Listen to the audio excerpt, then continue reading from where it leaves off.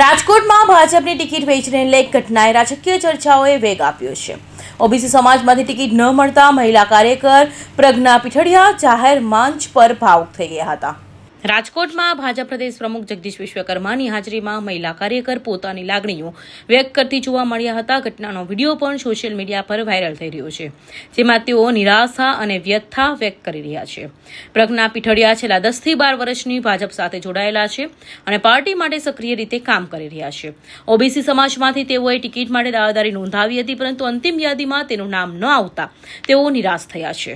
કામ કરું છું, રડવું કેમ આવે છે? મને અફસોસ થાય છે કે મેં દિન રાત મારા પેટ્રોલ ના બગાડ્યો, મારો ટાઈમ બગાડ્યો, મને ટિકિટ ન મળી, બીજાને આપી દીધી। આપશું પણ કાંઈ ન આપ્યું અમને।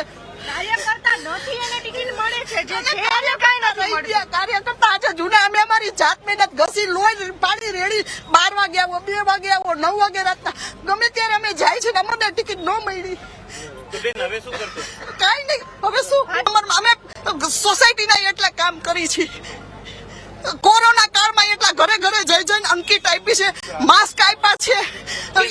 દુઃખ કેવું થાય? આટલા તમારા સગાવાલા હોય બધાને એમ હોય કે આટલા ટાઈમથી જો તમને કામ કરતા હોય તમને ન મળી, બસ અમે સોસાયટીના એટલા કામ કરી છે। કોરોના કાળમાં એટલા ઘરે ઘરે જઈને અંકિત આપી છે, માસ્ક આપ્યા છે। દુઃખ કેવું થાય? આટલા તમારા સગાવાલા હોય બધાને એમ હોય કે આટલા ટાઈમથી જો તમને કામ કરતા હોય તમને ન મળી, બસ।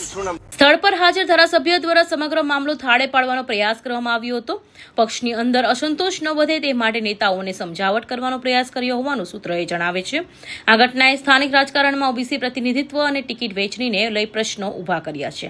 આગામી ચૂંટણીને ધ્યાનમાં રાખીને આવી ઘટનાઓ પક્ષ માટે પડકારરૂપ બની શકે છે। કૌશિક પટેલનો report, Hind TV news, Surat.